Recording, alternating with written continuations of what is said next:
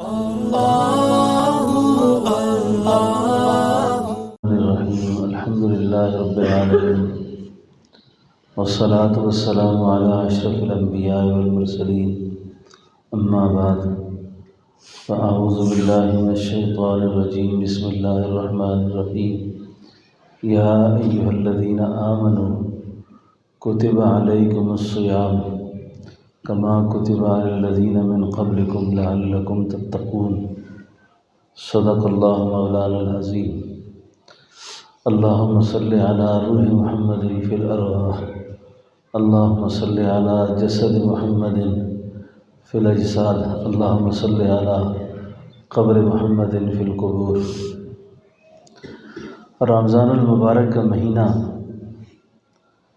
اس کی تیاریاں مسلمان مختلف طریقوں سے کرتے ہیں۔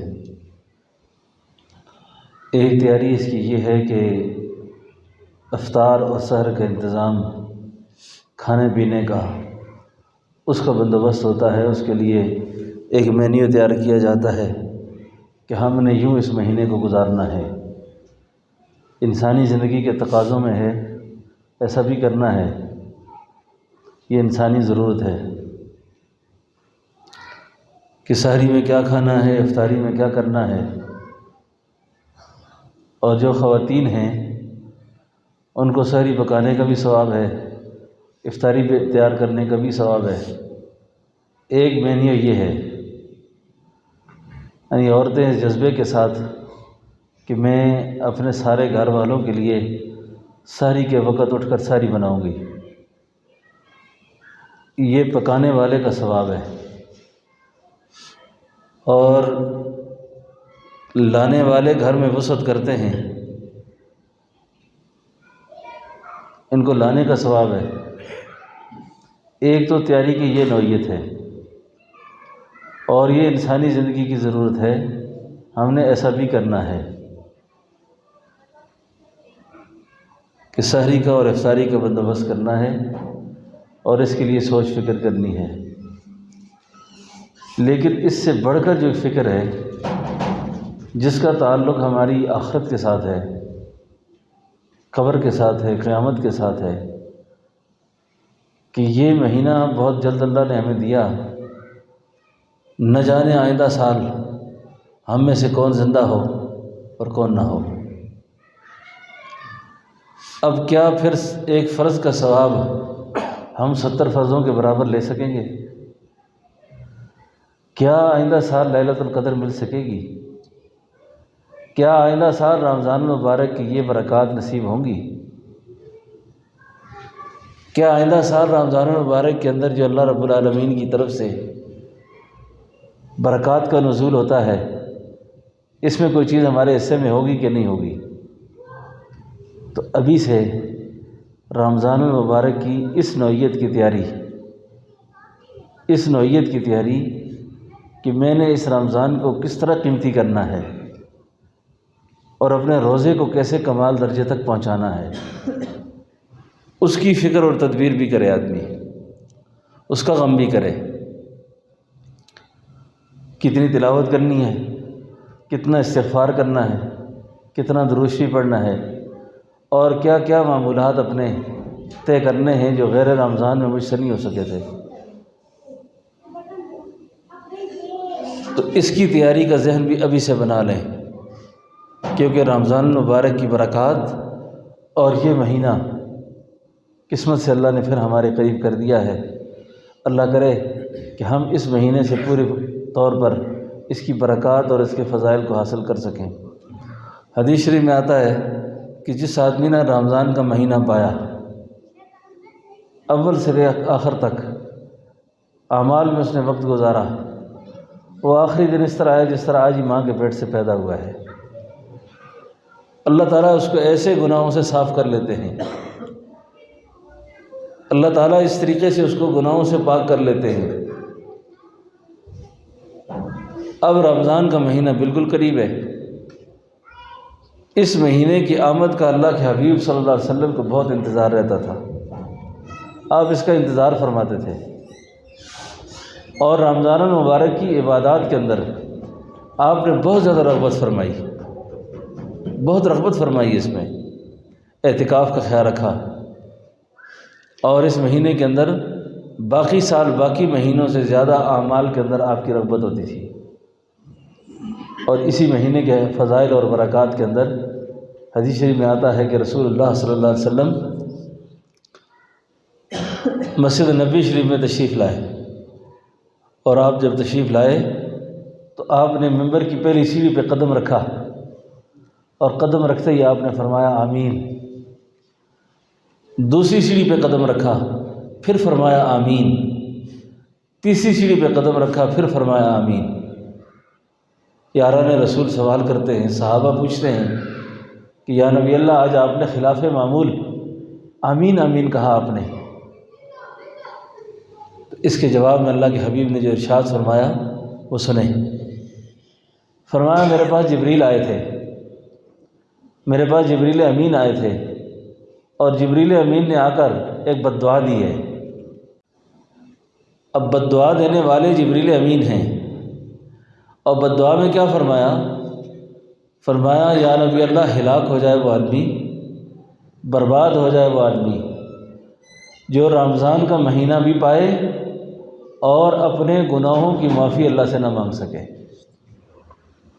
رمضان کا مہینہ پائے اور اپنی بخشش نہ کروا سکے، اپنے گناہوں کی معافی اللہ سے نہ مانگ سکے۔ بد دعا کس نے دی ہے؟ حضرت جبریل علیہ السلام نے، اور اس بد دعا پر آمین کہنے والے نبی کریم صلی اللہ علیہ وسلم ہیں۔ آپ نے فرمایا آمین۔ اب اس بد دعا سے کون بچ سکتا ہے پھر؟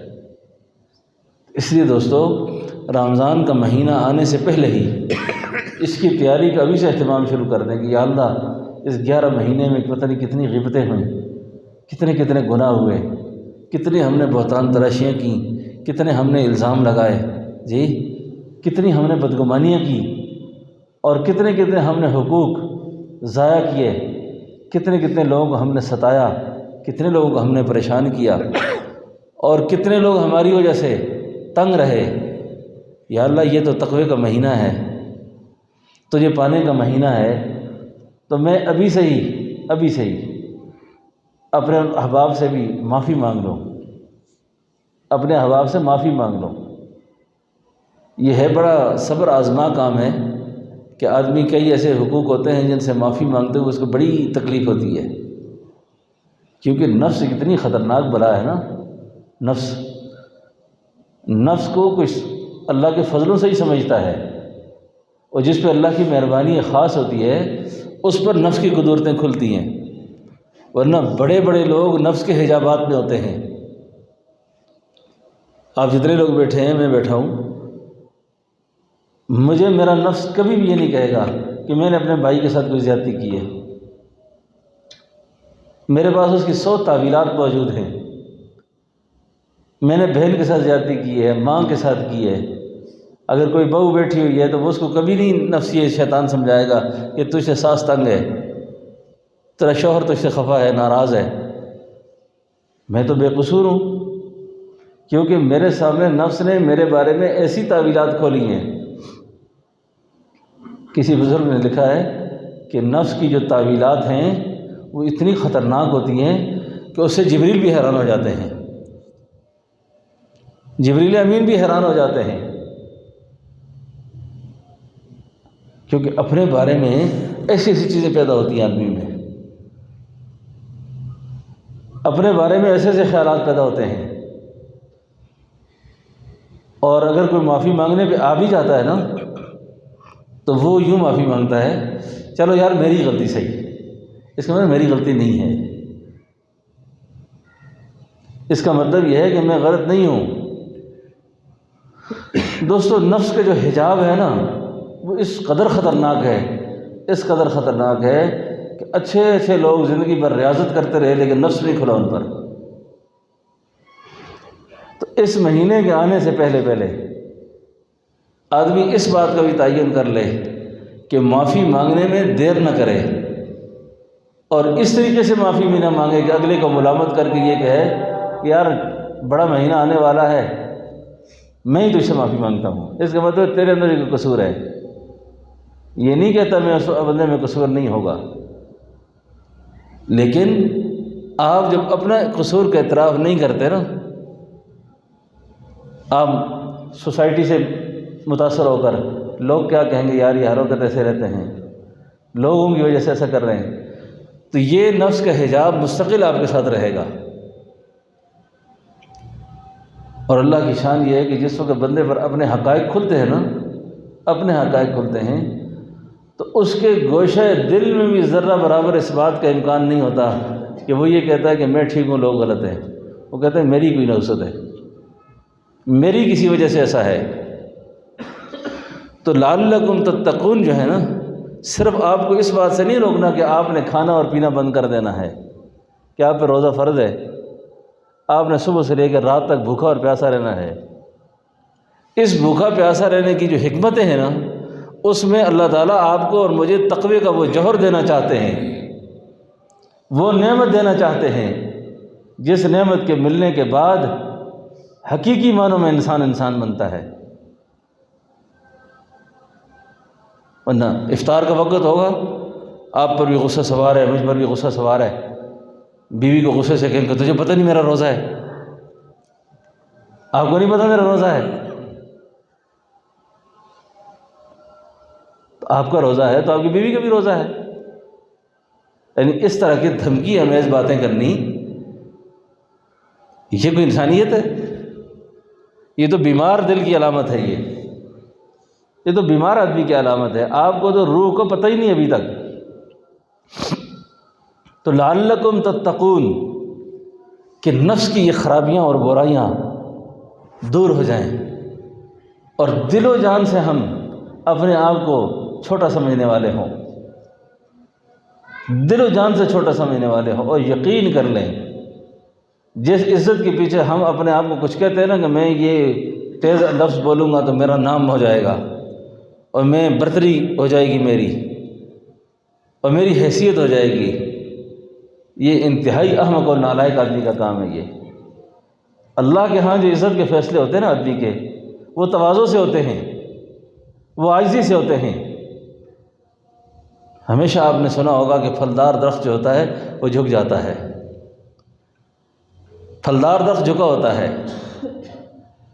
تو رمضان المبارک کی برکات کے حصول کے لیے یہ بات بھی انتہائی ضروری ہے کہ جن کے ساتھ ہماری کچھ عداوتیں ہیں، جن کے ساتھ ہماری کچھ نفرتیں ہیں، جن کے ساتھ ہم جوڑ رکھ کر نہیں رہنا چاہتے، ہم اللہ کے لیے ان سے بھی معافی مانگ لیں اور یہ بات خیال رکھیں کہ شاید میری نحوست کی وجہ سے ایسا ہو رہا ہے۔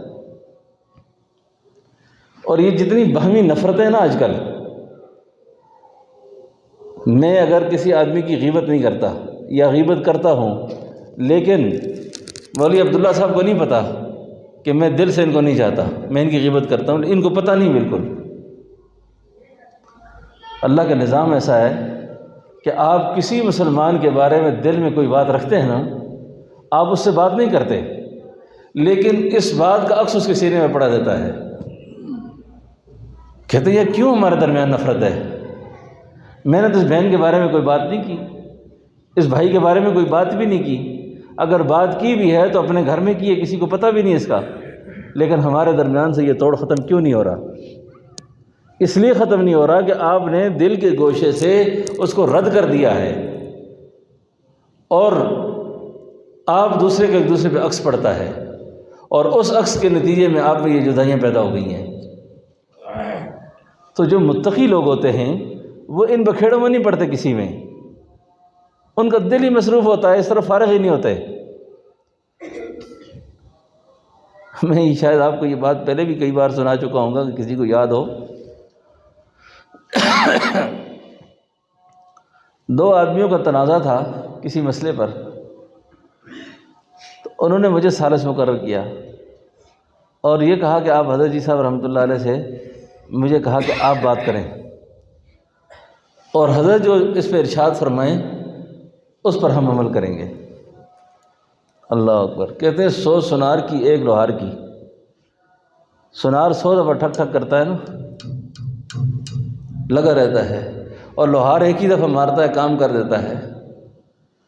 کافی دیر بات چیت ہوئی، میں نے عرض کیا تو حضرت نے آخر میں فرمایا میری طرف سے یہ خط لکھ لیں، اور ایک شعر لکھیں، اگر ان میں عقل ہوئی تو سمجھ آ جائے گی بات، کہ ان حسرتوں سے کہہ دو کہیں اور جا بسیں، ان حسرتوں سے کہہ دو کہیں اور جا بسیں، اتنی جگہ کہاں ہے دل داغدار میں، اتنی جگہ کہاں ہے دل، ہمارا دل کہاں فارغ ہے ان پکھیڑوں کے لیے۔ یہ تو وہ دل فارغ ہوتے ہیں جن میں یہ نکمے بیٹھے ہوتے ہیں اور کام کوئی نہیں ہوتا، کبھی ایک کا بہت سوچتے ہیں، کبھی دوسرے کا بہت سوچتے ہیں، کبھی تیسرے کا بہت سوچتے ہیں۔ بھائی ہمیں معاف کر دو، ہم اس چیز سے بری ہیں، ہم اس سے بری ہیں۔ اللہ اکبر۔ فرمایا جب تک وہ جائے گا نہیں، یہ جائے گا نہیں، وہ آئے گا نہیں۔ یہ کیا ہے؟ یہ ہے، وہ ہے۔ جب تک نفس کے ساتھ آپ کی مار کا آرائی نہیں شروع ہوئی، جب تک آپ نے نفس کے ساتھ ہاتھ کھیلنا نہیں کیا، اس وقت تک اللہ نہیں آتے۔ ان حسرتوں سے کہہ دو کہیں اور جا بسیں، اتنی جگہ کہاں ہے دل داغدار میں۔ تو لعلکم تتقون، تاکہ آپ متقی ہو جاؤ۔ متقی کیا ہو؟ تم میرے ہو جاؤ، میں تمہارا ہو جاؤں۔ دونوں جانب سے اشارے ہو چکے، تم ہمارے ہم تمہارے ہو چکے۔ یہ ہے روزے کا مقصد۔ یہ نہیں کہ صبح گھی کے ساتھ چوری کھا لی ہے اور رات کو پکوڑے کھا لیے ہیں، سموسے کھا لیے، بڑی اچھا افطار کا انتظام کیا ہے، فوٹو نکال کے فیس بک پہ چڑھا دیا ہے، آج کے پہلے روزے کا افطار۔ اللہ اکبر۔ اس سے بڑا ظلم اور کوئی نہیں آج کا۔ یہ جتنے لوگ کھاتے پیتے ہیں نا اور اپنے فوٹو فیس بک پہ لگا دیتے ہیں، اسٹیٹس پہ لگا دیتے ہیں، واٹس ایپ پہ لگا دیتے ہیں اور بتاتے ہیں جی ہم نے آج یہ کھائی ہے۔ اور تمہیں کیا پتہ ہے کہ جس بیچارے کو یہ چیزیں میسر نہیں ہیں اس گھر میں کتنا پریشانی ہوگی اس پر۔ ایذاء مسلم کے حوالے سے بڑے بڑے لوگ بے خبر ہیں اس چیز سے کہ ایذاء مسلم کس کو کہتے ہیں۔ ہم نے تو جن بزرگوں کو دیکھا سنا ہے، آم کے چھلکے کھا کر، آم کھا کر چھلکا بھی کسی کے سامنے نہ پھینکا کہ ایذا نہ پہنچے اس سے، کہ کوئی دیکھ کے کہ یار اس نے تو آم کھائے، میں نے نہیں کھایا آج۔ پتہ نہیں ہم نے مسلمانی کس چیز کا نام رکھا ہے۔ سارے سلوک کا خلاصہ یہ ہے کہ آدمی بے نفس ہو کے اللہ کے پاس جائے۔ میرے حضرت کے الفاظ یہ ہیں، عالم ناسوت کا ایک ذرہ بھی ساتھ لے کے نہ جائے، عالم ناسوت کا ایک ذرہ بھی ساتھ لے کر نہ جائے، یہ عالم ناسوت ہے۔ ہم میں سے جو پڑھا لکھا ہے نا، وہ بھی اپنے عزیزوں اور رشتہ داروں کے ساتھ ایسے ہی جہالت کرتا ہے جیسے وہ جاہل ہیں۔ اب مجھ میں اور اس میں کیا فرق ہوگا پھر؟ بھئی وہ ان پڑھ ہے بیچارہ، اس کو علم ہی نہیں ہے، اس کو کسی چیز کا پتہ بھی نہیں ہے، اور میں اس کے ساتھ متوازی زندگی گزار رہا ہوں، میں مقابلے کی زندگی گزارتا ہوں، میں ٹکر کی زندگی گزار رہا ہوں۔ مجھ میں اس میں کیا فرق ہوگا پھر؟ میں نے تو صحبت بھی اٹھائی، میں نے علم بھی پڑھا، میں نے مدرسہ بھی دیکھا، میں نے علماء دیکھے، صلحاء دیکھے، اور پھر بھی میں جہلوں والی زندگی گزارتا ہوں۔ تو رمضان المبارک کے اندر ایذاء مسلم سے بھی اپنے آپ کو بچانا چاہیے۔ کچھ لوگ راشن کے بیگ تقسیم کرتے ہیں، بہت اچھا کام ہے یہ۔ آپ یقین کریں کہ آج کے اس وقت میں جو سفید پوش کی ضرورت پوری کرتا ہے نا، سفید پوش کی، حضرت شقیق بلخی ایک بہت بڑے شیخ گزرے ہیں، ایک خادم ہمیشہ رمضان کے مہینے میں نا آپ کو پورے مہینے کا راشن اور آپ کی ساری ضرورت پوری کر لیتا تھا، اور اس نے درخواست کر رکھی تھی کہ حضرت آپ رمضان کے مہینے میں کوئی تکلیف مشقت نہ کیا کریں، کوئی کاروبار نہ کیا کریں، تو میں آپ کی یہ ساری ضرورت مہینے کی پوری کرتا ہوں۔ جب وہ فوت ہو گیا نا وہ آدمی، کسی نے پوچھا کیسے گزری؟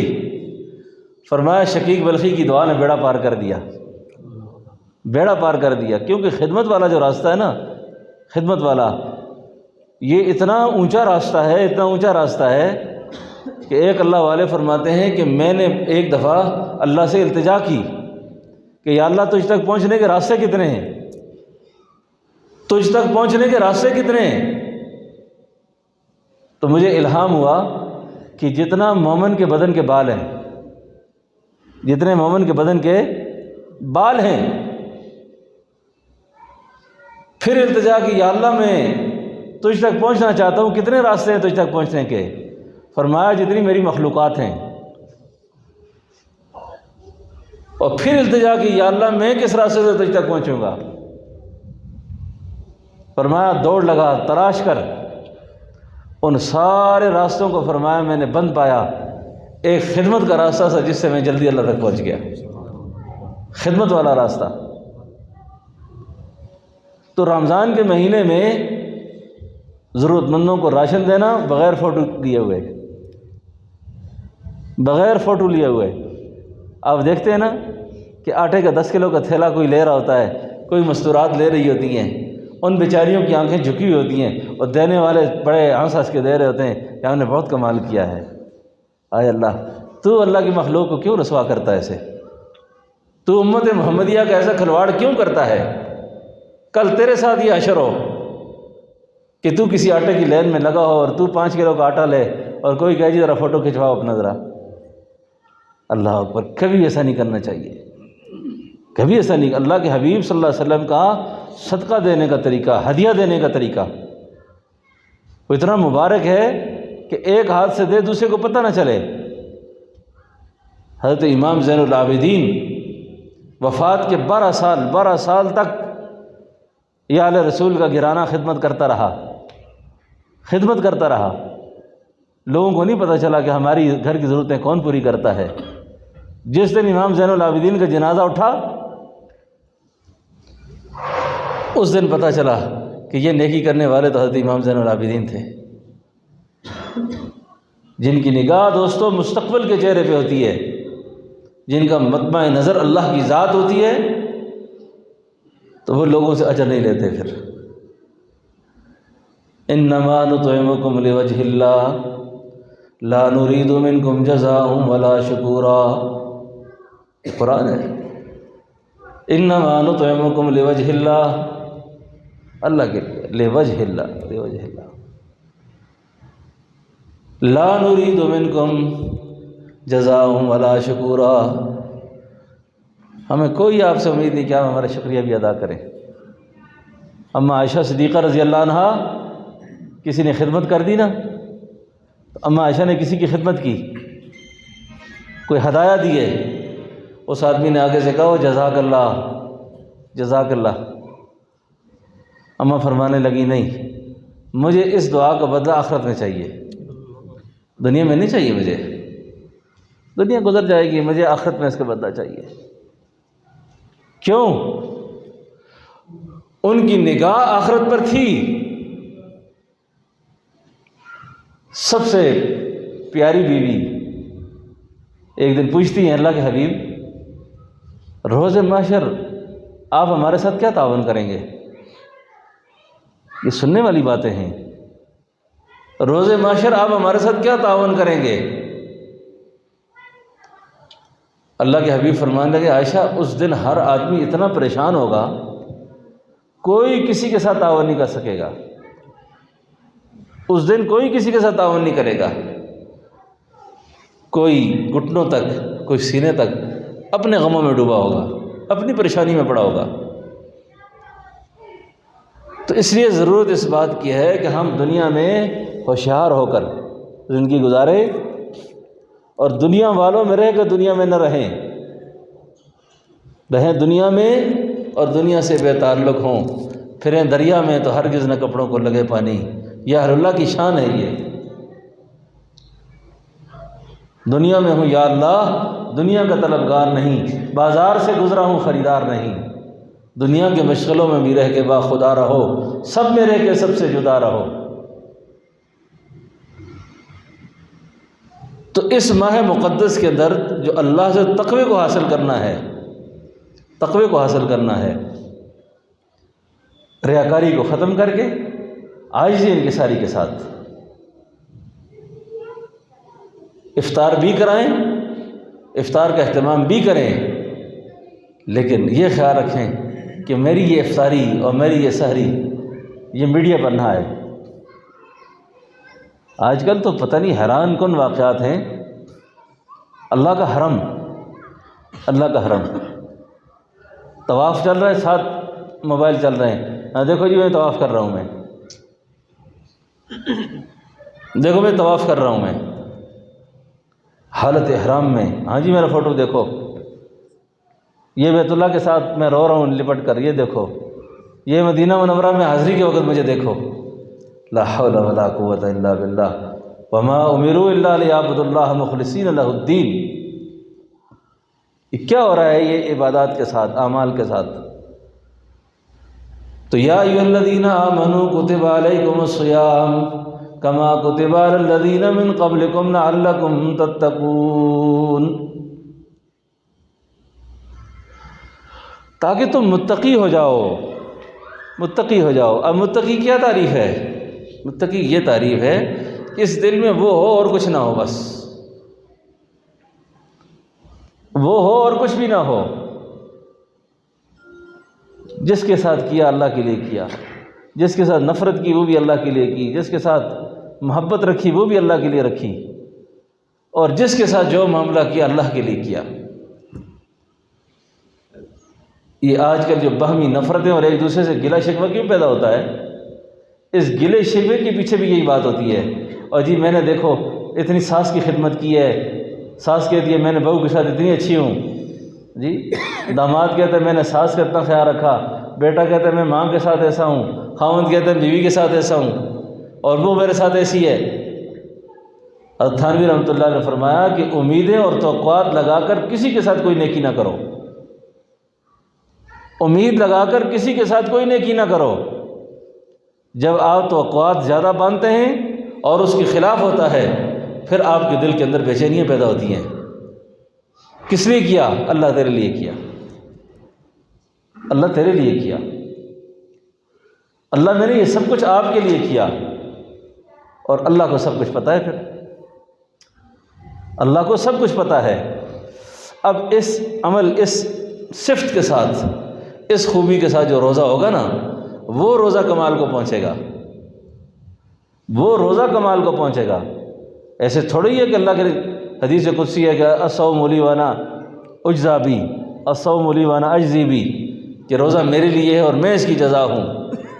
جس عمل پر اللہ خود مل رہے ہیں، اس کا مطلب یہ ہے کہ وہ بہت بڑا عمل ہے، وہ بہت بڑا عمل ہے۔ وہ یعنی ایک روزے کی جو قضا ہے، ساری زندگی بندہ روزہ رکھتا رہے، لیکن اگر فرض روزہ جان بوجھ کر نہیں رکھا، اس کے اجر کو نہیں پہنچ سکتا۔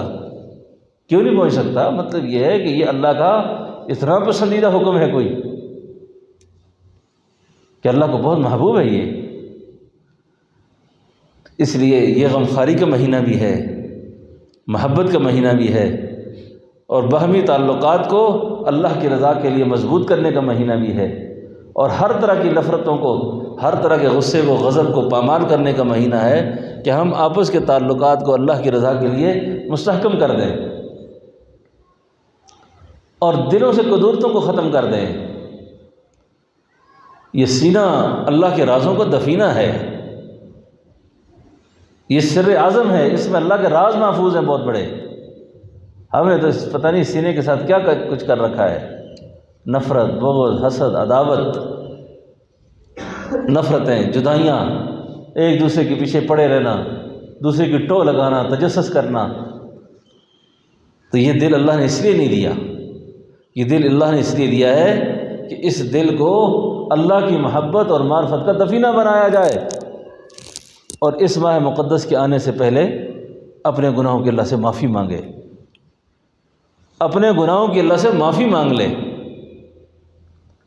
اور دوسرا فرمایا ہلاک ہو جائے، برباد ہو جائے وہ آدمی جو اپنی زندگی میں بوڑھے والدین کو پائے، بوڑھے والدین کو پائے۔ میں آپ کو بڑی عجیب بات سناؤں، بوڑھے والدین کے ساتھ تو آج کل جو عشر ہوتا ہے وہ تو سب کو پتہ ہے کہ بوڑھے والدین کے ساتھ کیا عشر ہوتا ہے۔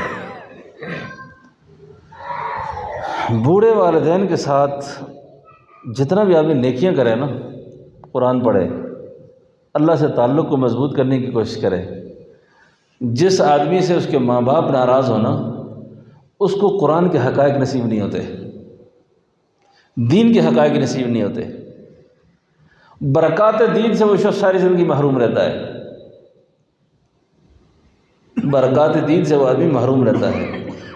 یہ آدمی بافیض نہیں ہو سکتا کبھی بھی، جس نے ماں باپ کو ستایا ہو، جس سے ماں باپ ستائے گئے ہوں، ماں باپ جس سے ناراض ہوں، وہ آدمی کبھی بافیض نہیں ہو سکتا، کیونکہ اللہ کی ذات، اللہ کی صفات، اللہ کے حقوق و اختیارات، اس میں شریک ٹھہرانے کے بعد اگر کوئی بڑا گناہ ہے نا تو والدین کی نافرمانی ہے، والدین کی نافرمانی ہے۔ کئی سارے بزرگوں نے لکھا ہے کہ شیخ کے ساتھ محبت زیادہ ہوتی ہے، باپ کے ساتھ نہیں ہوتی۔ ماں کے ساتھ وہ تعلق نہیں ہوتا۔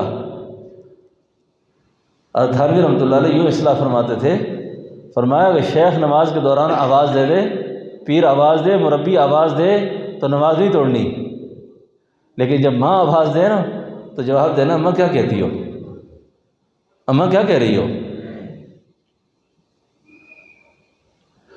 اب ہمارے اندر ایک بڑا مسئلہ پیدا ہو گیا ہے، حقوق اور جو فرائض ہیں نا اس پر ہماری نگاہ بہت کمزور ہو گئی ہے۔ اب جو چیز خانقاہ سے سیکھنے والی تھی، جو چیزیں ہمیں اپنی زندگی میں لانی تھی، اور جو خانقاہ کا اور اللہ والوں کا پیغام تھا، اس سے ہم نے نظریں چرا لی۔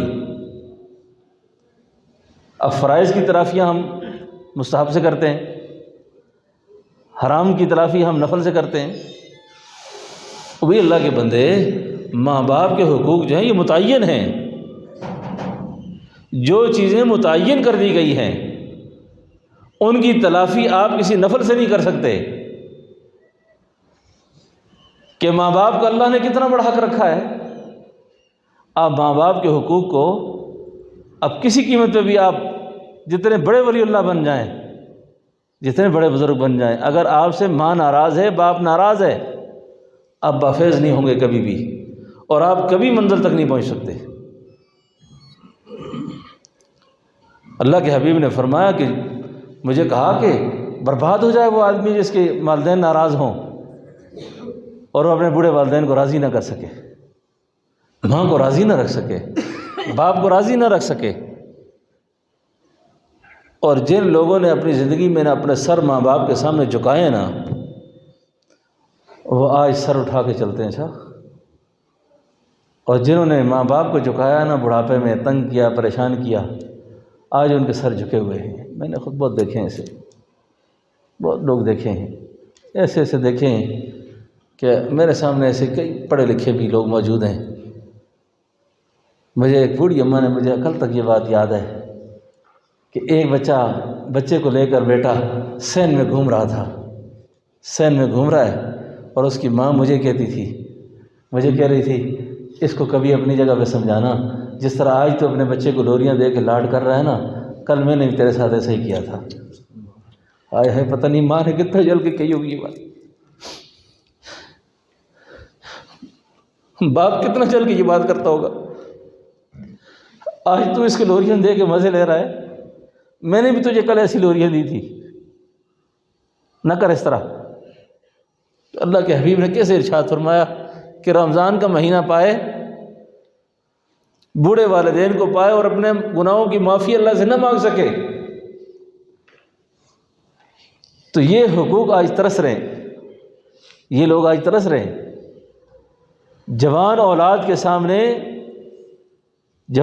کے سامنے باپ اپنے حق کی بات اس طرح کرتا ہے کہ جس طرح وہ باپ ہوتا ہے یہ بیٹا ہے،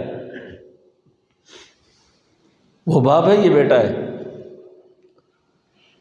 تو کبھی ایسا نہیں کرنا چاہیے، کبھی ایسا نہیں کرنا چاہیے۔ یہ وہ زندگی کے مبارک رشتے ہیں جو ایک دفعہ رخصت ہو جائیں، فارسی میں کہتے ہیں پھر کفِ افسوس، پھر ہاتھ ملتا رہ جاتا ہے آدمی۔ پھر اب اس کے بعد اب لاکھ کسی کو پیار دینے والا آپ کو مل جائے، ماں نہیں ملے گی، پھر باپ نہیں ملے گا، پھر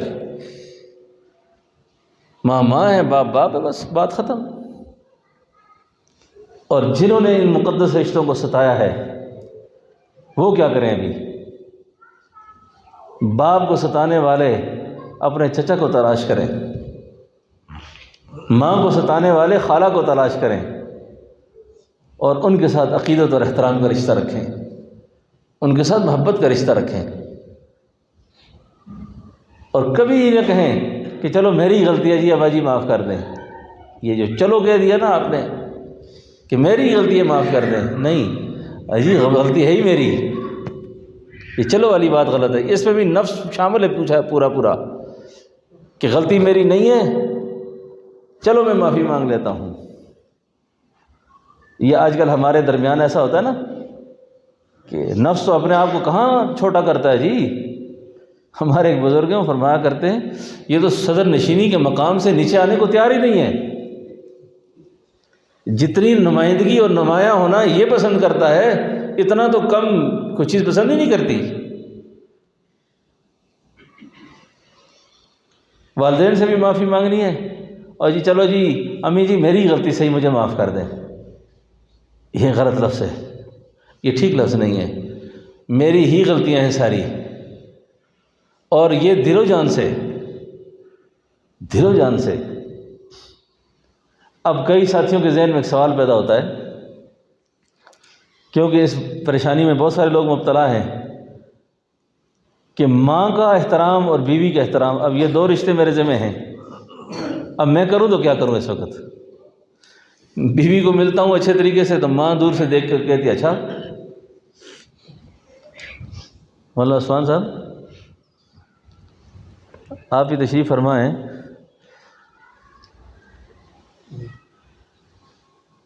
ماں کو ملتا ہوں تو بیوی گور گور کے دیکھتی ہے، اب مجھے کیا کرنا چاہیے؟ یہ عالمی جنگ ہے، یہ مسئلہ کشمیر ہے بہت بڑا، اس کے حل کرنے میں بڑی دشواریاں پیش آئیں گی آپ کو۔ ہماری جو مشرقی ماں ہے نا، مشرق کی اور مغرب کی، مشرقی ماں اور مغربی ماں میں بڑا فرق ہے۔ مغرب کی ماں جو ہے وہ جس دن بیٹے کی شادی ہو نا اسی دن وہ بیٹا جانے اور اس کی بیوی جانے جو مرضی کرے، لیکن جو مشرق کی ماں ہے نا، مشرقی ماں، اس نے بیٹے کی شادی کے بعد سے اس کا تعاقب کرنا ہے، اس کا تعاقب رہے گا، مر جائے گی مرتے مرتے وہ بیٹے کا تعاقب نہیں چھوڑے گی، اور اس کی پوری کوشش ہوگی کہ میرا بیٹا کہیں بیوی کے حوالے نہ ہو جائے۔ اور جو مشرقی بہو ہے نا، اس کی پہلے دن سے کوشش ہوگی کہ یہ جو میرا خاوند ہے نا یہ کہیں ماں کے ساتھ اور اپنی بہنوں کے ساتھ زیادہ تعلق نہ رکھے، بس میرا ہے تو میرا رہے۔ اب یہ دونوں غلط انتہاؤں پر ہیں، لیکن اس کا میں نے ایک بڑا اچھا نسخہ بنایا ہے اور بہت کارگر نسخہ ہے۔ یہ جو بیویاں ہیں نا، عورتیں ان کے دل جو ہے نا رکھنے کے لیے یہ بڑا آسان نسخہ ہے اور بڑا قیمتی نسخہ ہے۔ یہ سمجھو میں نے کروڑوں کا نسخہ آپ کو کوڑیوں میں دے رہا ہوں، اور بالکل فری دے رہا ہوں۔ صرف آپ اپنی بیوی کو تنہائی میں اپنے کمرے میں یہ کہہ دیں کہ آج میں بازار گیا تھا، وہ ڈمی پہ چڑھے ہوئے بڑے خوبصورت کپڑے تھے، کاش میرے جیب میں 20,000 روپیہ ہوتا نا، میں نے کپڑے والے سے پوچھا کہ قیمت کیا ہے اس کی، اس نے کہا یار 20,000 روپیہ ہے۔ اس ڈمی پہ چڑھے ہوئے کپڑے میرا دل تھا آپ کے لیے لے آتا، لیکن پیسے نہیں تھے، اور اس کو آپ نے اپنے کمرے کے اندر اطمینان کے 2-4 بول لیں، بس اس کے دل کی قیمت یہی ہے، بیوی کی دل کی یہی قیمت ہے۔ اب یہ بدبخت اس کے ساتھ کرتا ہے مقابلہ۔ عورتوں کے ساتھ مقابلے میں کون جیتا ہے آج تک؟ کون جیت سکتا ہے؟ کوئی بھی نہیں جیتا آج تک، خوار ہی ہوا ہے۔ حوصلہ، اور حوصلے کے ساتھ بعض ہوتی ہیں بہت اکھڑ ہوتی ہیں، جتنا بھی پیار کرو جتنی بھی محبت کرو آگے سے الٹا ہی جواب ہوتا ہے، لیکن ایسی بھی زندگی میں آئی جاتی ہیں، یہ جس نے سلوک کا راستہ اختیار کیا نا، اللہ والوں نے لکھا ہے کہ یہ راستہ ہے پہلوانوں کا، یہ راستہ کس کا ہے؟ نامردوں کا نہیں ہے یہ، اس راستے میں پہلوان چل سکتا ہے، اور اس پر جو آزمائش آتی ہے کبھی بیوی کی طرف سے آ جاتی ہے، عورت کی طرف سے آ جاتی ہے، اور خود ہمارے طریقے کے بعض مشائخ اتنے زبردست طریقے سے اللہ نے آزمائے نا، اللہ اللہ اللہ اللہ، ایسی آزمائش آئی بیوی کی طرف سے، ایسی ابتلا آئی کہ ساری زندگی بیچارے جلتے رہے۔ حضرت مظہر جانے جانا پتہ کون تھے؟ یہ قاضی ثناء اللہ پانی پتی رحمۃ اللہ علیہ کے شیخ تھے، جن کے نام پہ تفسیر مظہری لکھی گئی۔ قاضی ثناء اللہ نے جب تفسیر لکھی تو تفسیر کا نام اپنے مرشد کے نام پہ رکھا، مظہری، اور مظہری کے جو مظہر جانا تھے، مزاج اتنا لاڈلا قسم کا، مزاج اتنا نازک، اتنے نازک مزاج کہ ایک بہت بڑا آدمی آیا ملنے کے لیے، خدمت میں بیٹھا اور کہنے لگا حضرت دل کرتا ہے کوئی ملازم آپ کے لیے رکھوں، یہاں پر کوئی خدام رکھ لوں آپ کے لیے جو آپ کی خدمت میں اکثر رہا کریں۔ تو شیخ تھے، تعلیماً فرمایا پانی پلاؤ ذرا، وہاں سے پانی پلاؤ۔ اس نے پانی دیا، سراہی جو ہے نا وہ مٹکے کے اوپر الٹی رکھ دی۔ فرمایا سراہی رکھنے کا طریقہ نہیں آتا اور مجھے نوکر دینا چاہتا ہے یہ۔ ہاں جی، نازک مزاج اتنے۔ اب بیوی کا مزاج اتنا اکھڑ، یہ عورتیں جو میری بات سن رہی ہیں نا، وہ شوہر کو ستا کر، شوہر کو تنگ کر کے، شوہر کو پریشان کر کے یہ نہ کہیں کہ ہم اس پر غالب ہیں، یہ لئیم پن ہے، کمینہ پن ہے یہ، کہ کسی کریم پر غالب آ جانا یہ کوئی کمال نہیں ہے، اور کریم ہمیشہ لئیم سے مغلوب ہی رہتا ہے، کیونکہ بزرگوں نے لکھا ہے کہ عورت اور مرد متوازی نہیں ہے نا، مرد مرد ہے، عورت عورت ہے۔ یہ کئی ساری عورتوں کو بیماری ہوتی ہے، وہ یہ کہتی ہیں کہ میرا خاوند میرا تابعدار ہے بالکل، اور میں نے اللہ والوں سے سنا ہے کہ جس عورت کے اندر یہ بیماری ہو نا کہ وہ اپنے خاوند کو جھکا کے رکھنا چاہتی ہو، وہ شوہر کو غلام بنا رہی ہے، اور جو شوہر کو غلام بنا کر رہے گویا وہ ساری زندگی ایک غلام کی بیوی ہوتی ہے، اور جو شوہر کو بادشاہ بنا لے وہ خود ملکہ کی زندگی گزارتی ہے، وہ خود ملکہ ہو جاتی ہے پھر۔ تو کوئی عورت اس کو کمال نہ سمجھے کہ جی میرا خاوند جو ہے نا میرے آگے بول نہیں سکتا، بہت سارے بولنے والے ہوتے ہیں، کچھ رعایتیں رکھنی پڑتی ہیں، کچھ زندگی کے خیال رکھنے پڑتے ہیں آدمی کو۔ میرے سینے میں ایسے ایسے لوگوں کے راز دفن ہیں، میرے واٹس ایپ پہ ایسی ایسی باتیں ہیں، میں حیران اور پریشان ہو جاتا ہوں کہ کس صبر آزما طریقے سے لوگ زندگی گزارنا چاہتے ہیں، گزر رہی ہے زندگیاں۔ مظہر جانا مشکل میں پڑ گئے، مزاج اتنا نازک، الہام ہوا کہ ایک خاتون ہے جس سے نکاح کوئی نہیں کرتا، آپ نکاح کر لیں اس سے۔ آپ کے نکاح میں آ گئی۔ شاہ حکیم محمد اختر صاحب رحمۃ اللہ علیہ فرمایا کرتے تھے، ایک پٹھان مرید تھا، اس کو حضرت نے بھیجا جاؤ دروازے پہ دستک دو اور جو اماں نے کھانا بنایا ہوگا لے کے آ جاؤ۔ حضرت فرمایا کرتے تھے جس وقت وہ مرید گیا نا، اس نے دستک دی، دستک دے کے کہا حضرت جی کھانا مانگ رہے ہیں۔ اس نے کہا تمہارے حضرت جی کی ایسی کی تیسی، تمہارا اور کوئی کام ہی نہیں ہے، بس کھانے کے لیے بیٹھے ہوتے ہر وقت، اور بھی کام ہے تمہارا کوئی؟ پٹھان ہوتا ہے۔ پٹھان نے آگے سے کہا اگر تم ہمارا شیخ کا بیوی نہ ہو نا تم کو مارے ہم اس وقت، آپ ہمارے شیخ کی بیوی نہ ہوتی تو آج مار کھاتی مجھ سے۔ واپس آیا، اس نے کہا حضرت بڑا دل ہے آپ کا جی، بڑا جگر ہے، بڑا جگر ہے آپ کا، ایسی بیوی کے ساتھ زندگی گزار دی، وہ تو اتنی اکھڑ مزاج ہے۔ سنو، شیخ نے جواب میں فرمایا کہ میں اس کو بیوی سمجھ کے نہیں رکھتا، اللہ کی بندی سمجھ کے رکھا ہوا ہے، اللہ کی بندی سمجھ کے رکھا ہوا ہے۔ آج میں اگر اس کو طلاق دے دیتا ہوں، میرے طلاق دینے کے بعد وہ کسی نکاح میں جائے گی، یہ جا کر وہاں کسی کو تنگ کرے گی، میں کہتا ہوں کسی کو تنگ نہ کرے، مجھے ہی تنگ کرتی رہے، بس مجھے ہی پریشان کرے۔ یہ کہ حضرت یہ پھر معاملہ، فرمایا یہ تم خانقاہ اور یہ سارے نظام چلتے ہوئے دیکھ رہے ہو؟ قاضی ثناء اللہ پانی پتی جیسا عالم دیکھا ہے؟ اور تمہیں پتہ ہے کہ میں نے اللہ سے کیا بات کرنی ہے جا کے؟ اگر اللہ نے مجھ سے میرے بارے میں پوچھا کہ مظہر کیا لائے ہو، کیا عمل کیا دنیا میں، تو میں قاضی ثناء اللہ پانی پتی کو پیش کروں گا،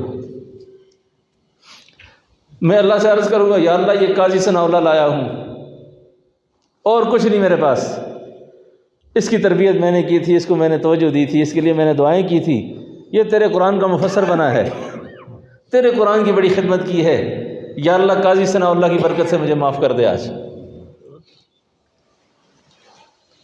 تو اس مرید سے کہنے لگے اگر اس کے ساتھ میرا صبر نہ ہو تو قاضی ثناء اللہ پانے پتی جیسے مرید کہاں سے لاؤں؟ قاضی ثناء اللہ جیسے آدمی کہاں سے لاتا میں؟ تو اللہ کی حکمتیں ہیں ہر کام میں، ان حکمتوں کے جوہر کو اور ان حکمتوں کو تک پہنچنا اور اس کا سمجھنا اور اس کا ادراک کرنا یہ ہر آدمی کا کام نہیں ہوتا۔ اب یہ سوال کہ ماں کو خوش رکھوں یا بیوی کو خوش رکھوں، بھئی ماں کا اپنا حق ہے، بیوی کا اپنا حق ہے، بیوی کا حق بھی متعلق ہے اور ماں کا حق بھی متعلق ہے، اور بیوی کا حق تھوڑا سا زیادہ بھی ہے، اس لیے کہ بیوی جنت میں بیوی رہے گی۔ اچھا بیوی جنت میں بھی، ایک مولوی صاحب نے سہاری پور کے علاقے میں، شاہد صاحب کے علاقے میں بیان کیا نا، تو اس نے بیان میں کہا کہ یہ جو بیوی ہے نا یہ جنت میں بھی رہے گی، تو آگے سے ایک بندہ بیٹھا ہوا تھا جو بیوی سے پہلے سے بڑا پریشان تھا، اس نے جو بات کی نا وہ تو میں نہیں کرنا چاہتا، وہ دیہاتی آدمی تھا، اس نے کہا جی استاد جی یہ سرنی اتھے بھی ہے تو اتھے بھی ہے جی، یہ یہاں بھی تھی میرے ساتھ وہاں بھی رہے گی، پھر تو بڑا مسئلہ رہے گا، یہاں ہمیشہ جھگڑا ہی رہا ہمارا، جنت میں بھی اگر اس طرح ہوا، نے کہا جنت میں ایسی نہیں ہوگی، جنت میں اللہ اس کو حوروں کو سردار بنا دیں گے اور اس کے اخلاق کو اللہ ٹھیک ٹھاک کر کے وہاں لے جائیں گے۔ تو کئی سارے لوگ ایسے بیزار ہوتے ہیں نا، پریشان ہوتے ہیں، تو اللہ تعالیٰ اس کے اخلاق کو ٹھیک فرما دیں گے۔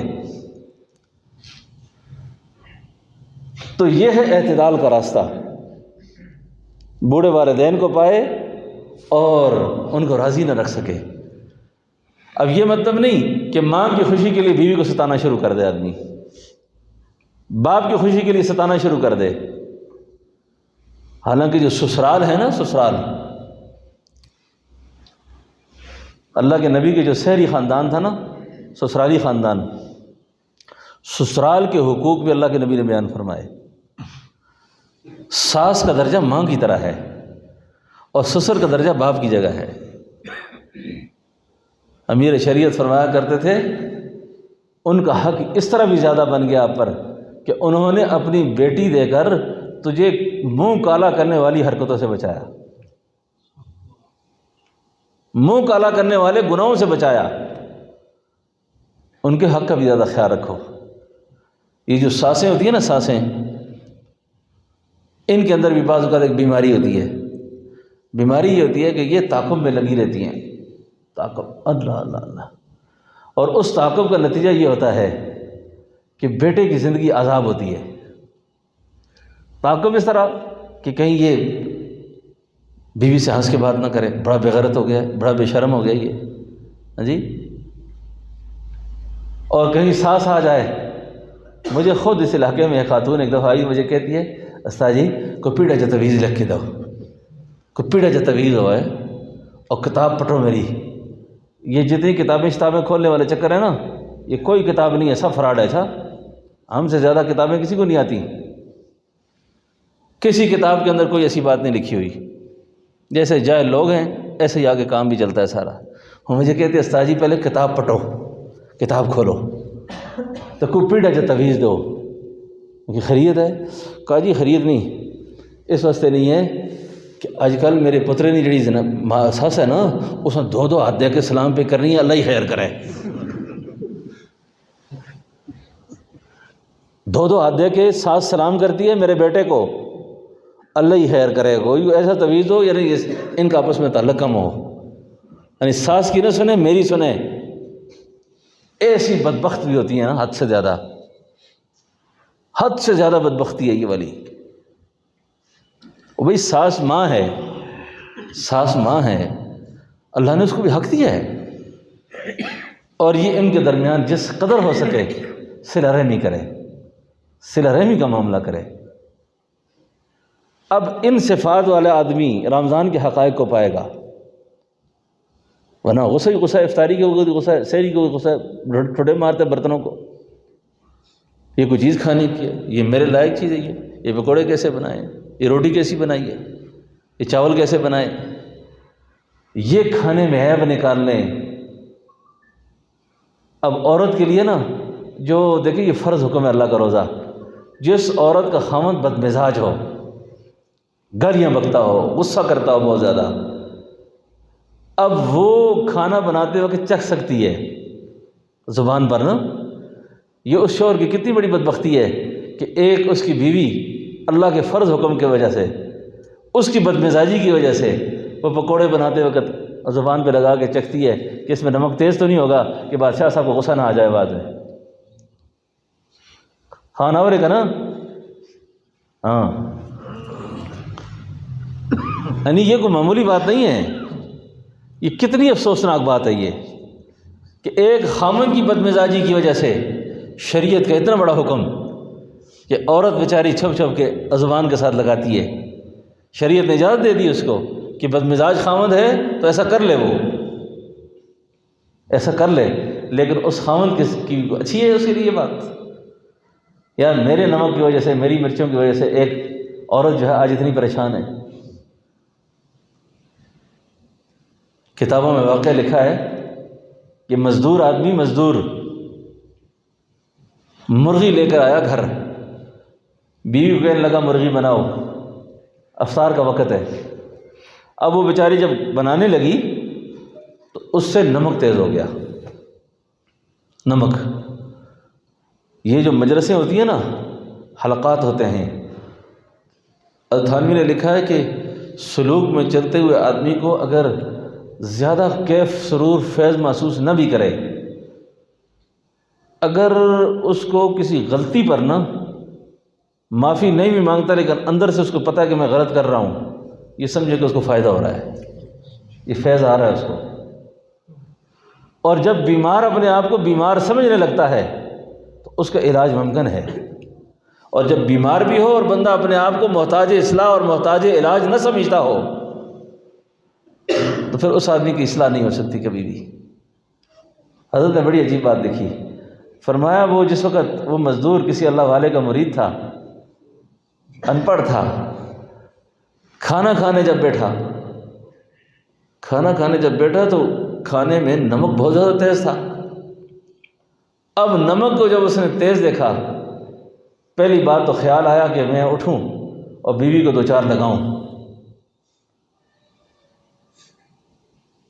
2-4 لگاؤں، لگانے کا جذبہ ہوا، پھر خیال آیا ذرا لگانا ٹھیک نہیں ہے، چلو 2-4 گالیاں نکال دوں، اس سے بھی غصہ ٹھنڈا ہو جائے گا۔ یہ باتیں خیال آنے کے بعد خیال آیا کہ میری جو بیٹی ہے وہ بھی تو کسی کی بیوی ہے،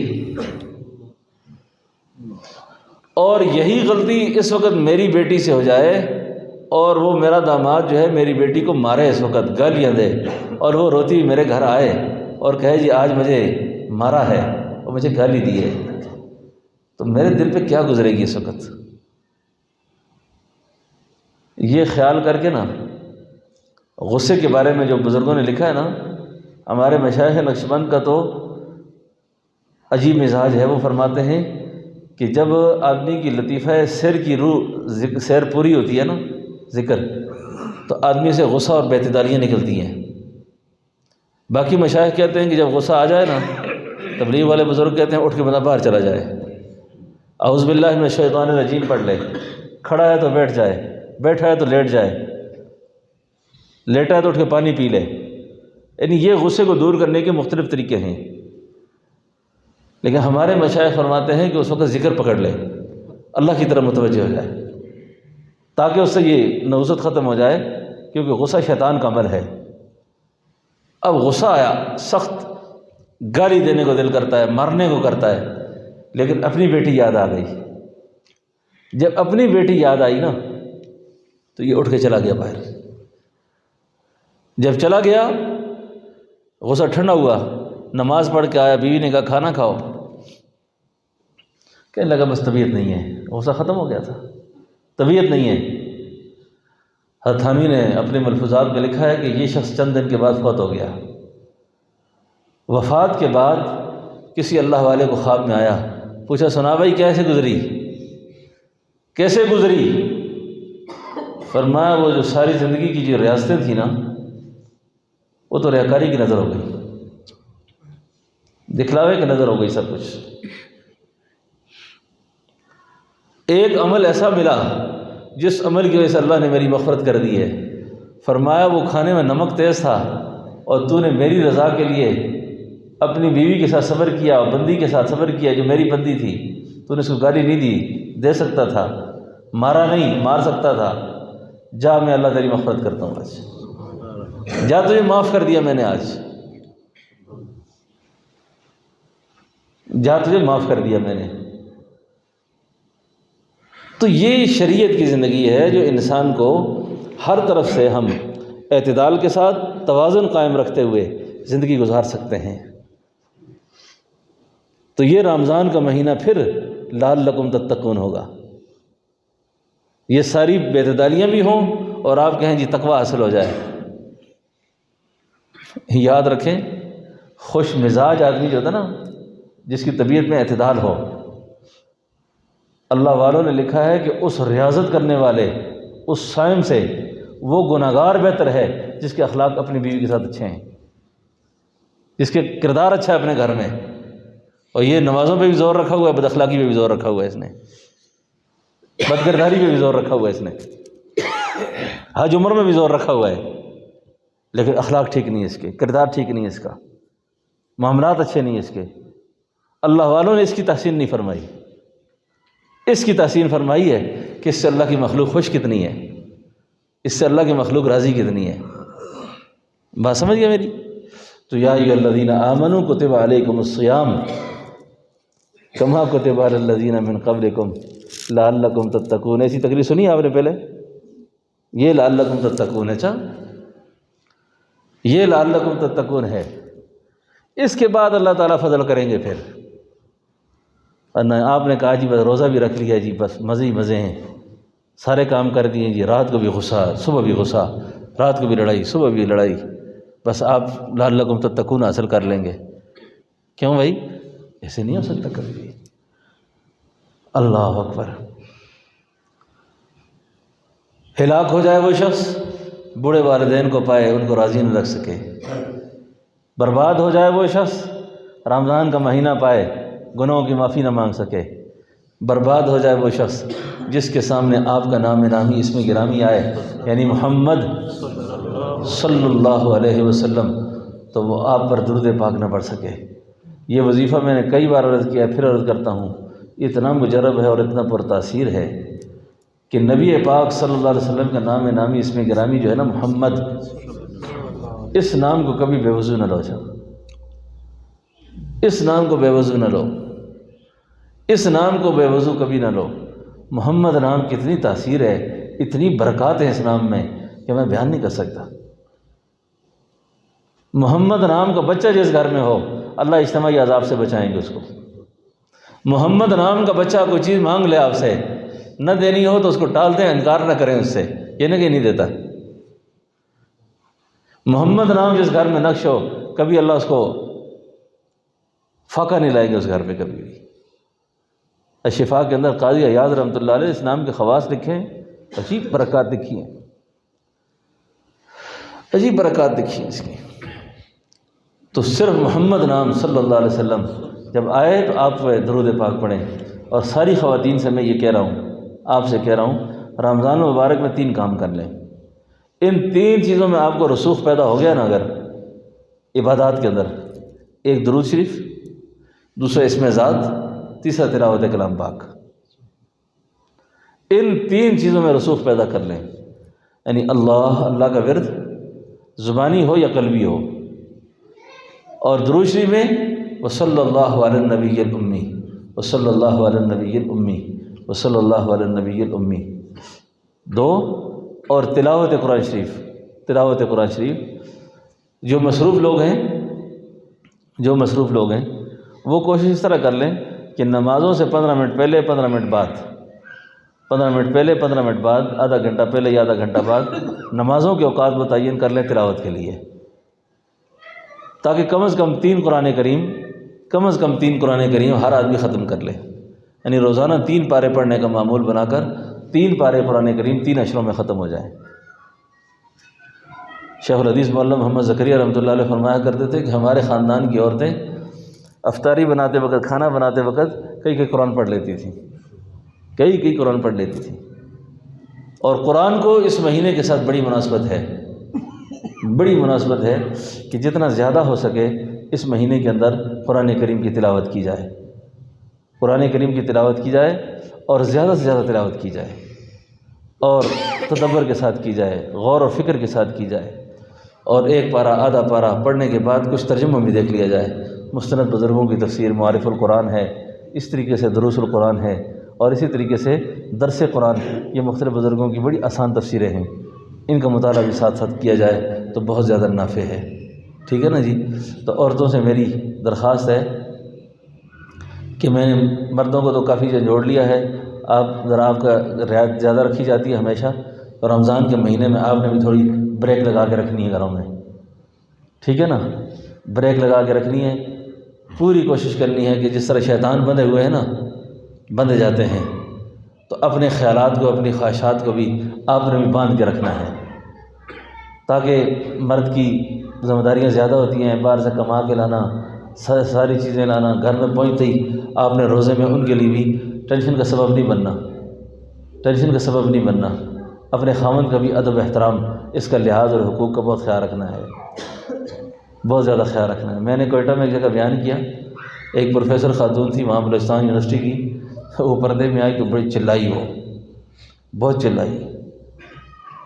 اس نے مجھے کہا حضرت آپ نے جو بیان کیا، اس بیان کو سننے کے بعد تو میں اپنے آپ کو پتہ نہیں کیا سمجھتی ہوں کہ میں کیسی ہوں، لیکن میرا ایک مسئلہ ہے کہ میرا خاوند بڑا بدمزاج ہے، بڑا بد اخلاق ہے، بد کردار ہے، میں کیا کروں؟ اب میں نے کیا بیان کیا تھا؟ میں نے یہ بات بیان کی تھی کہ حدیث میں آتا ہے کہ ایک بچی رخصت ہونے لگی نا شادی سے پہلے اللہ کے حبیب کی خدمت میں آئی تو کہنے لگی یا نبی اللہ میں اپنے دوسرے گھر میں جا رہی ہوں، تو مجھے کوئی میرے خاوند کے حق بتائے جائیں، میرے خاوند کے حقوق بتائے جائیں، تاکہ میں اپنی زندگی اچھی زندگی گزار سکوں. حدیث میں آتا ہے نا کہ اللہ کے حبیب نے فرمایا کہ اللہ کے علاوہ اگر کسی کو سجدہ کرنا جائز ہوتا، تو میں عورتوں کو حکم کرتا کہ اپنے خاوند کو سجدہ کریں. یہ معمولی بات تو نہیں، بہت بڑی بات ہے. اور ایک اور نصیحت فرمائی کہ خاوند کا جسم میں اگر خون پیپ پڑ جائے اور تجھے زبان سے بھی چاٹ کے صاف کرنا پڑ جائے تو تو اپنے خاوند کا حق ادا نہیں کر سکتی. تو جو مردوں عورتوں کا مجمع مکس ہوتا ہے نا، تو کئی دفعہ عورتوں سے بات کریں نا، عورتوں سے، تو وہ جا کے مردوں کو کہتی سن کے آئے ہو، سنیے آج بات، کیونکہ ہمیں روز کا تجربہ ہے نا، تو دونوں کو درمیان میں رکھ کے بات کرنی پڑتی ہے. بڑا مشکل کام ہے دونوں کو پوری درمیان میں چلا کے رکھنا، تاکہ توازن باقی رہے. لیکن دوستو بات یہ ہے، کس کے ساتھ جنگ کریں گے، کیا نفرتیں کریں گے، ان قریب جدائیاں پڑ جائیں گی سب میں، ان قریب جدائیاں پڑ جائیں گی، ان قریب جدائیاں پڑ جائیں گی سب میں، ان قریب جدائیاں ہو جائیں گی سب میں. جی غنیمت جان دو مل بیٹھنے کو، جدائی کی گھڑی سر پہ آ کھڑی ہے. جدائی ہو جائے گی، پھر بیوی کو بھی یاد کرو گے اور بیوی خاوند کو یاد کرے گی. اب یقین کریں ہمارے یہاں واہ کینٹ کے اندر ہمارے ایک دوست کی بیوی روز فون کرے ساس کی شکایتیں لگائے، حضرت اتنی بری ہے، اتنی بری ہے، اتنی بری ہے، اتنی بری ہے۔ اللہ کی شان دیکھیں، ساس فوت ہو گئی، اب خاوند اس کا باہر ہے، اب جلد احساس ہو گیا، کہتے حضرت وہ امی زندہ تھی تو بچوں کو صبح تیار کر لیتی تھی، سکول لے جاتی تھی، میں بے غم تھی، اب یہ پریشانی میرے ذمہ آ گئی۔ میں نے کہا وہ بیچاری زندہ تھی پھر بھی تو نے نہیں چھوڑی، اب مرنے کے بعد تو تجھے یاد آئے گی جی، لیکن اب یاد کرنے کا کوئی فائدہ نہیں ہے۔ بوڑھا گھر میں نا، بوڑھا وہ ایسے ہی پڑا رہے نا پھر بھی بڑی غنیمت ہوتی ہے، بوڑھے کے گھر میں ایسے ہی پڑا رہنا بڑی غنیمت ہوتی ہے۔ اچھا آپ کو پتہ نہیں میری بات سمجھ آ رہی ہے کہ نہیں آ رہی، کہ جن کے بوڑھے گھروں سے اٹھ گئے نا ان کی کمریں خالی پڑی ہیں پیچھے۔ اب میں اپنا آپ کو کہتا ہوں، میں بھی کہیں سفر کرتا ہوں نا، جب تک والدہ زندہ تھی نا جی، کہیں بیان کے لیے گیا، سفر کیا، پیچھے السلام علیکم، کدھر پہنچے ہو، کہاں پہنچے ہو، کوئی 18 ٹیلی فون ہو جاتے تھے آنے جاتے۔ اب بڑے لمبے سفر کرے، پوچھتا ہی کوئی نہیں پیچھے سے، کدھر گئے، کیا ہوا، کیا نہیں ہوا جی۔ اور گھروں نے کوئی خود فون کر کے بتانا پڑتا ہے آ رہا ہوں، جا رہا ہوں۔ یعنی حالات ایسے آ گئے، یعنی والدین کا کوئی نعمت بدل نہیں ہے، اس کا کوئی نعمت بدل نہیں ہے، اس کا کوئی نعمت بدل نہیں ہے۔ تو اس لیے بس زندگی کو جتنا اچھے طریقے سے گزار سکیں تو گزار لیں، بعد میں ایسا نہ ہو کہ بندہ ایک دوسرے کو یاد کرے لیکن یاد کرنے کا فائدہ کچھ بھی نہ ہوگا۔ ایک بزرگ نے بڑی عجیب بات لکھی، نثار صاحب جاگتے ہو نا، بہت عجیب بات لکھی، فرمایا دیکھو کوئی مر جاتا ہے نا، مرنے کے بعد میں اس کے پیچھے روتا ہوں، میں بھائی کے پیچھے روتا ہوں، بہن کے پیچھے، ماں کے پیچھے۔ اب ان کو کیا پتا میرے پیچھے کون کتنا رویا ہے، کوئی پتہ ہے؟ اب میرے رونے سے ان کو کیا پتا ہے کہ کون کتنا رویا ہوگا؟ اب میں ان کے ساتھ زندگی میں رہوں نا تو ان کو پتہ چلے، میں زندگی میں ان کو غم بانٹوں تو ان کو پتہ چلے، میں زندگی میں ان کے دکھ سکھ کا سہارا بنوں تو ان کو پتہ چلے کہ میرے ساتھ کون رونے والا ہے، کون ہنسنے والا ہے، کون میرے دکھ کو دیکھنے والا ہے۔ کیوں ایسی بات ہے کہ نہیں ہے؟ مرنے کے بعد ساری دنیا روئے، ہمیں کیا ہے جو تربت پہ میلے رہیں گے، ہمیں کیا ہے جو تربت پہ میلے رہیں گے، تائے خاک تو ہم اکیلے رہیں گے۔ مرنے کے بعد سنگ مرمر بھی لگا دو، بڑے بڑے کتبے بنا دو اور اس پہ بڑے بڑے ارمانی قسم کے شعر لکھ دو، نہ ان شعروں سے ہمیں کوئی غرض ہے، نہ اس وقت سنگ مرمر سے ہمیں غرض ہے، نہ ہمارے قبروں میں پھول لگانے سے کوئی غرض ہے۔ ہمارے ساتھ جو زندگی میں تم نے سلوک کیا نا وہ تمہیں بہت تنگ کرے گا، پھر وہ سلوک بہت ستائے گا۔ کسی کے ساتھ بھی جو سلوک کیا ہے یہ یاد رکھیں، مرنے کے بعد بھی آپ کو اگر آپ کا ضمیر ہوا تو بہت تنگ کرے گا، وہ بہت ستائے گا۔ تو اللہ سے دعا ہے کہ اللہ پاک اس مہینے کی برکات بھی ہمیں نصیب فرمائے، اس کے حقائق بھی نصیب فرمائے، اس کی معرفت نصیب فرمائے۔ رمضان المبارک کے اندر کے معمولات ہماری خانقاہ کے یعنی حلقہ جو ہوگا وہ انشاءاللہ جمعے والے دن ہوا کرے گا، جمعے کی نماز کے بعد انشاءاللہ حلقہ مراقبہ ذکر وغیرہ کی جو ترتیب ہے وہ جمعے والے دن کی ہے، ٹھیک ہے نا جی۔ اور اتوار والے دن بھی ساتھی ظہر کی نماز کے بعد تشریف لا سکتے ہیں، جمعے میں اور اتوار کو ظہر میں، اور باقی پورا مہینہ سحری افطاری کا انتظام یہاں موجود رہے گا۔ کوئی ساتھی ٹھہرنا چاہے، آنا چاہے، اس کے لیے کوئی دقت نہیں ہے۔ اور آخری عشرے کے اندر 22 رمضان سے لے کے 27 تک ساتھیوں کا جوڑ رکھا ہوا ہے، اعتکاف کے دوران جوڑ رکھا ہوا ہے، جوڑ جو اعتکاف میں نہیں بیٹھ سکتے تو وہ آخری 22 سے لے کے 27 تک 5 دن کے لیے ابھی سے ہی ذہنی طور پر فارغ ہو کر اپنے ان معمولات کے اندر جڑنے کی کوشش کریں۔ 5 دن کا جوڑ ہوگا انشاءاللہ، رمضان کے اندر 5 دن کا جوڑ ہوگا۔ اور آخری عشرے کے اندر اعتکاف جو ساتھی پہلے سے کرتے آئے ہیں، جو آنا چاہیں تو اپنی ترتیب سے آ سکتے ہیں۔ اور مزید بنا یہ ہے کہ تراویح کا معمول بھی الحمدللہ ہمارا ہوتا ہے، اور باقی کچھ معمولات بھی خانقاہ کے وہ روز کے اعتبار سے چلتے رہیں گے۔ اور پورے مہینے کے لیے کچھ ساتھی پوچھ رہے تھے ٹھہرنے کے لیے، جی بالکل وہ ٹھہر سکتے ہیں، آ سکتے ہیں۔ اور کئی ساتھیوں نے پوچھا کہ کچھ جمع کرانا ہوتا ہے، نئے ساتھی ہر سال پوچھتے ہیں، تو یہاں کوئی چندہ وغیرہ جمع کرانے کا یا کوئی ایسا کوئی نظم ہمارے پاس موجود نہیں ہے، ٹھیک ہے نا۔ اپنی مرضی سے جو نظام چلتا ہے اللہ اسی کو برکت دے دیتے ہیں۔ تو جو اعتکاف بیٹھنا چاہیں، ٹھہرنا چاہیں تو وہ اپنے نظم میں رہ سکتے ہیں انشاءاللہ۔ حلقات کے دن 2 ہیں، جمعہ والا دن اور اتوار والا دن۔ اللہ سے دعا ہے کہ اللہ پاک ہم سب کو عمل کی اور سمجھ کی توفیق نصیب فرمائے۔ ربنا تقبل منا انک۔ اب جو ساتھی بیت والے آگے آ جائیں۔